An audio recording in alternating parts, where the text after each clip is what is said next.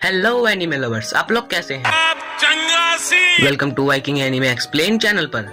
विच टेलियर का एपिसोड 9 आ चुका है। इसमें काफी कुछ नया होने वाला है। केफरी का सामना भी उसके दुश्मन ब्रिम कैप से होने वाला है और कोको की भी हालत खस्ता होने वाली है। इस एपिसोड में काफी कुछ नया होने वाला है, तो इसलिए बिना स्किप करे वीडियो को एंड तक देखना, आपको काफी मजा आएगा। तो बिना किसी देरी के एपिसोड को शुरू करते हैं। शुरुआत में ही हम स्टोरी स्वार्ड्स में मिस्टर नोनोआ को देखते हैं, जो कि नॉर्मल होते हैं, लेकिन यहाँ पे तारत को थोड़ा अजीब लग रहा होता है। उसे लगता है कि ग्रैंडपा कुछ तो छुपा रहे हैं। क्या पता मिस्टर केफरी को इस बारे में कुछ पता हो या शायद उन्हीं का इस सब में कोई हाथ हो। और तभी हम इधर कोको को देखते हैं, जो विंड स्पेल से माउंटेन एप्पल्स तोड़ने की कोशिश करती है, लेकिन वो यहाँ पे पूरे झाड़ को उखाड़ के केफरी पे फेंक देती है। खैर वो सीधे होते हुए कहते हैं कि तुमने यहाँ सेजिल को काफी बड़ा ड्रॉ किया है। तो टेटिया बताती है कि अगर तुम सेजिल से ज्यादा इसके एंगल पे फोकस करोगे तो शायद काम बन जाए। वैसे भी फ्रूट्स को तोड़ते वक्त अक्सर उन्हें रोटेट करके ही तोड़ते हैं। मिस्टर केफरी भी कहते हैं बहुत बढ़िया मास्टर टेटिया। यहाँ पे टेटिया काफी खुश होती है, लेकिन एगोट बताती है कि अगर तुम्हें अपनी कमियां पता है तो तुम प्रैक्टिस करके उन्हें सुधारती क्यों नहीं हो। खैर एगोट की ऐसी जली कटी बातें सुन के ही तीनों लड़कियां उस पर धावा बोल देती हैं और यहाँ पे इनकी खेल कुछ शुरू हो जाती है। हालांकि ये खाते खाते बात करे रहते हैं। कोको पूछती है कि दादन रेंज की तरह और भी टेस्ट होते हैं क्या। रिचे बताती है कि हाँ, ऐसी 5 और बेकार चीजें होती हैं। अगर मुझे ड्रॉ करना आता है तो फिर मुझे भला इन चीजों की क्या जरूरत है। खैर केफरी बताते हैं कि ये तो हर किसी के एटीट्यूड पे डिपेंड करता है। वैसे भी अगर तुम किसी चीज को चुनते नहीं हो तो उसे एंजॉय करना थोड़ा मुश्किल हो जाता है। हालांकि हर एक टेस्ट से तुम्हें मैजिक करने की और परमिशन मिलती है, इसलिए 3 वाइज वंस ने इसके बारे में सोचा है और टेस्ट इस तरह से डिजाइन किए गए हैं कि अब हर किसी को इन्हें करने में मजा आएगा। पहला टेस्ट स्टूडेंट बनने की परमिशन पाना, कंसेप्ट ऑफ द क्राउन। दूसरा टेस्ट अपनी लगन दिखाना और मास्टर के साथ चलना, सिंसेरिटी ऑफ द शील्ड। तीसरा टेस्ट अपने रास्ते को सही साबित करना, क्यूरी ऑफ द क्वीवीव। चौथा टेस्ट अपनी एक विश को पूरी करना और अकेले खड़े होना, the good wills of her grace. पांचवा टेस्ट अब तुम एक टीचर बन चुके हो, वर्ड ऑफ द विश। और अगर तुमने 4 टेस्ट क्लियर कर दिए तो तुम एक पूरी तरीके से विच बन जाते हो और तुम्हें टावर ऑफ थॉम्स जाने की भी परमिशन मिल जाती है। 5वां टेस्ट तो टीचर बनकर स्टूडेंट्स लेने के लिए होता है, तो इसलिए अभी तुम्हें सिर्फ और सिर्फ ग्रेजुएट होने पर ही फोकस करना चाहिए। टेटिया कहती है कि मैं तो केवल ग्रेजुएट होने के बाद का ही सोचती रहती हूँ कि मैं तो पूरी दुनिया घूमने वाली हूँ, अपने स्पेल से सबकी मदद करूंगी और सब जगह पे खुशियाँ फैला दूंगी, सब मुझे थैंक यू बोलेंगे। एक तीर से 2 शिकार करने वाली हूँ मैं। हाँ, मुझसे तो इंतजार ही नहीं हो रहा बड़े होने का। एक विच बन के मैं अपने लिए 2 पॉइंट वाली हैट डिजाइन करने वाली हूँ। रीचे यहाँ से गुस्से में जाते हुए कह ही रही होती है कि मुझे टेस्ट से नफरत है। किसी और से सुनना कि मुझे क्या करना चाहिए मुझे बिल्कुल भी पसंद नहीं है। मैं तो सिर्फ वही करना चाहती हूँ जो मुझे पसंद है। तो एगॉट भी कहती है कि अगर सिर्फ तुम वही करोगे जो तुम करना चाहते हो तो तुम कभी भी कुछ नया नहीं सीख पाओगी। रीचे कहती है कि तो मुझे मंजूर है। अगर बड़े होने का मतलब है कि मुझे वो करना होगा जो मैं नहीं करना चाहती, तो मैं जैसी भी हूँ मैं वैसे ही ठीक हूँ। और वो वहाँ से चली जाती है। हालांकि एगॉट कह रही होती है कि मैं जल्दी से बस बड़ी होना चाहती हूँ। मैं ज्यादा से ज्यादा स्पेल सीख कर एक विच बनना चाहती हूँ और टावर ऑफ थॉम्स में एक लाइब्रेरियन बनना चाहती हूँ। टेटिया कोको को बताती है कि एगॉट की फैमिली असल में 3 वाइस वंस की स्टूडेंट्स के परिवार में से आते हैं। उनकी हर जनरेशन लाइब्रेरियंस होती है। कोको भी सोच रही होती है इसका मतलब एगॉट भी टावर ऑफ थॉम्स में जाना चाहती है। खैर इतने में हम कोको को देख रहे हैं कि काफी अंधेरी जगह में होती है। उसके आसपास कोई भी नहीं होता है, लेकिन इतने में ही उसके पीछे से कोई उसका नाम लेता है। वो पीछे देखती है और वहाँ उसकी मॉम खड़ी होती है। कोको रोते हुए उनसे गले लग जाती है और वो उनसे कह रही होती है कि मॉम, मेरा ऐसा करना कोई भी इरादा नहीं था, मैं किसी को भी चोट नहीं पहुंचाना चाहती थी, ये सब मेरी गलती है, मुझे माफ कर दीजिए। लेकिन इतने में ही कोको की मॉम यहाँ पे क्रिस्टल बनने लग जाती है और यहाँ हर तरफ इंक होती है। तभी यहाँ से अजीब अगरीब आवाजें आने लग जाती है, जहाँ वो आवाजें कोको को ब्लेम कर रही होती है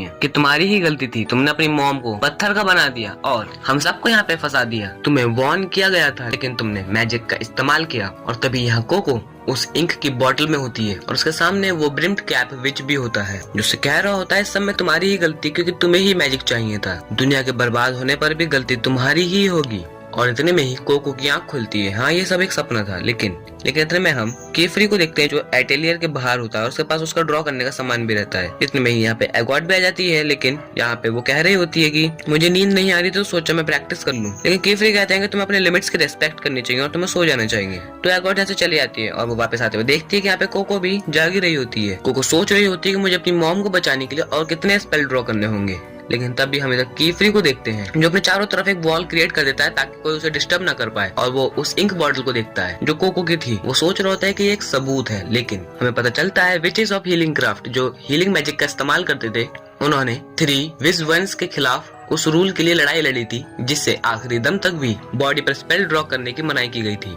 ट्विन बॉटल स्पेल एक ऐसा स्पेल जो दूर होने पर भी मेडिसिन शेयर करने की इजाजत देता था और उनके पास जरूरत की चीजों की कभी भी कमी नहीं होती थी। तुम एक ऐसे मैजिक हो जो डे ऑफ पैक्ट से ही खो गया। कितनी अजीब बात है कि अब केवल ब्रिम्ड कैप ही इसे इस्तेमाल कर सकते हैं, लेकिन तुम एक कमाल का स्पेल हो। लेकिन अब मुझे तुम में से उस मेडल को अलग करना होगा। अगर मैंने उस मेडल को किसी गाइडन ऑप्स में डाल दिया तो शायद तुम कहाँ बने हो और तुम्हें किसने बनाया है उस सब की जानकारी मुझे मिल सकती है। तुम इकलौते सबूत हो जो कि मेरी सोच को हकीकत में बदल सकते हो। वो एक क्लिप से उसके अंदर से मेडल निकालने की कोशिश करता है, लेकिन इतने में ही जैसे वो उस मेडल को निकालता है वो उस मेडल से एक थंडर स्पेल एक लाइटनिंग स्पेल क्रिएट होता है। या केफ्री वो खुद को किसी तरीके से प्रोटेक्ट करता है, लेकिन उतने में ही उस बॉटल से काफी पानी आने लगता है और वो वहाँ केफ्री पानी में बिल्कुल घिर जाता है। वो सोच ही होता है कि मैं पानी में स्पेल ड्रॉ नहीं कर पाऊंगा और इतने में ही एक और लाइटनिंग स्पेल होता है जिस वजह से केफ्री बिल्कुल सुन्न हो जाता है। हालांकि थोड़ी ही देर में वो जितना भी पानी था वो सारा बॉटल में वापस चला जाता है और केफ्री को भी थोड़ी सांस आती है, लेकिन इतने में ही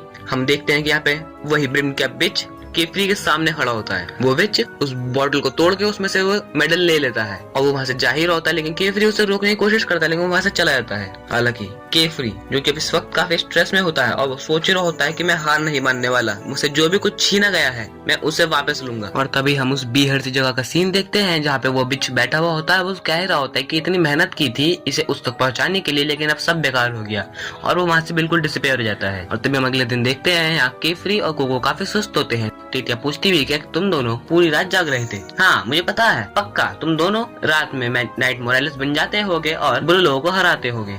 हालांकि कोको कहती है कि मैं रात में मैजिक ड्रॉ कर रहे थे क्योंकि अक्सर मुझे रात में ही अच्छे आइडियाज आते हैं। तो टीटिया कहती है लेकिन कोको तुम्हें खुद पे ज्यादा प्रेशर नहीं डालना चाहिए, तुम जानती हो ना अच्छे से सोओगी नहीं तो फिर मैजिक कैसे ड्रॉ करोगी। और वैसे ही मास्टर ओल्लोगियो कहते हैं कि अगर बच्चे अच्छे से नहीं सोते हैं तो बुढ़ापे में तकलीफ होती है। रिचे भी कहती है कि अच्छे से सोना अच्छा मैजिक और अच्छा खाना। वैसे ये लड़की जब भी बोलती है पॉइंट की बात बोलती है। खैर इधर केफ्री भी जो काफी सुस्त होता है तो टीटिया कहती है तो मैं आप लोगों के लिए चाय पी लाती हूँ। चाय पीते ही तो नींद उड़ जाएगी। इधर वो केफ्री से पूछते हैं कि क्या आप भी चाय लेना चाहेंगे। तभी केफ्री यहाँ पे होश में आता है। वो कहता है कि हाँ मैं ही चाय बना देता हूँ। जैसे वो गर्म पानी का बर्तन पकड़ता है, लेकिन इस वजह से हाथ जल जाता है और यहाँ कांड हो जाता है। लेकिन वो सोच ही रहा होता है कि लाइटनिंग की वजह से हाथ पूरी तरीके से सुन्न हो चुके हैं। वो बात को घुमाते हुए कहता है कि ओ घर में सारी बची हुई चाय मैंने खराब कर दी, मैं बाहर जाकर थोड़ी और चाय तोड़ लाता हूँ। इतने तुम लोग प्राइमरी स्पेल्स प्रैक्टिस कर लेना और इस सब की फिक्र मत करना, ये मैं साफ कर दूंगा। और वो यहाँ से निकल जाता है। इधर टीटिया सोच रही होती है कि यहाँ पे कुछ तो गड़बड़ है और इधर कोको जो एगॉट से बात करने के लिए 1 मिनट मांगती है और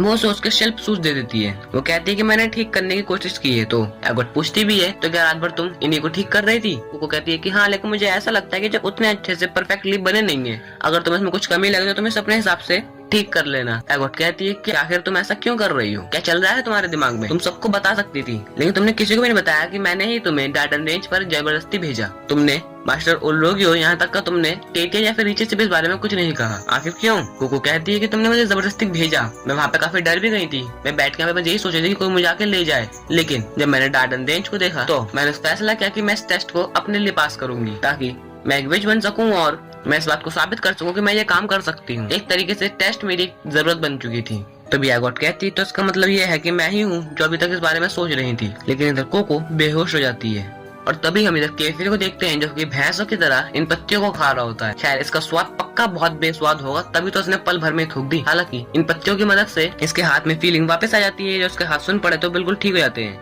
वो सोच ही रहा होता है कि चलो कम से कम ये काम तो हो गया, लेकिन कहीं उन लड़कियों को समझ में ना आ गया कुछ गड़बड़ है। वो समझदार है, पक्का समझ गई होंगी और ये सीक्रेट बाहर भी नहीं आना चाहिए। अगर किसी को पता चला तो गड़बड़ जाएगी। वो ब्रश बडी से कह रहा होता है कि तुम इस बारे में किसी को भी मत बताना। Puff puff. हालांकि शायद ब्रश बडी मेरा नाम पसंद नहीं आया था। वैसे ये ब्रश बडी मुझे मेरे गिलहरे की याद दिलाता है। खैर इतने में ही यहाँ पे एगॉट रॉकेट की तरह आती है और केफरी से टकरा जाती है। केफरी यहाँ पे बिल्कुल चौंक जाता है, लेकिन वो खुद को एगॉट को किसी तरीके से चोटी से गिरने से बचाता है। वो पूछता है एगॉट तुम इतनी तेजी से क्यों उड़ते आ रही थी। तो एगॉट बताती है कि सेजिल की लाइन काफी बड़ी हो गई है, इस वजह से सेल्फ डिसबैलेंस हो गए हैं। केफरी कहता है ओ अच्छा मुझे दिखाना तो सही, लेकिन वो कहती है कि अभी सबका कोई भी वक्त नहीं है। कोको वो बेहोश हो चुकी है, जो कि काफी हैरानी की बात थी केफरी के लिए। इधर एटेलियर का सीन देखते हैं जहाँ पे सभी लोग होते हैं, लेकिन केफरी कह रहा होता है कि मैं कोको को कालन के किसी हॉस्पिटल ले जाता हूँ, उन लोग तुम एटेलियर का ध्यान रखना। और इतने में हम तारत को देखते हैं जो अपने दोस्तों के साथ खेल रहा होता है, लेकिन इतने में ही वो यहाँ से जा रहा होता है। तो उसके दोस्त भी कह रहे होते हैं तुम अभी से जा रहे हो क्या।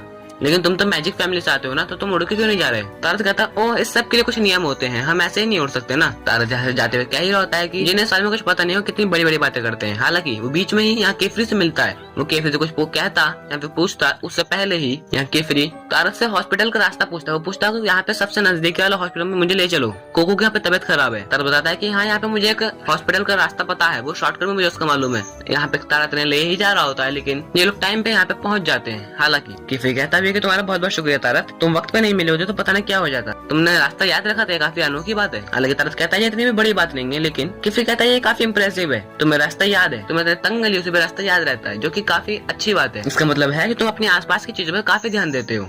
इधर तारक केफरी से कुछ सवाल पूछना चाहता था, लेकिन इतने में ही एपिसोड की एंडिंग होती है। अब तारक के क्या सवाल होने वाले हैं ये आपको एपिसोड 10 में ही मालूम पड़ेगा।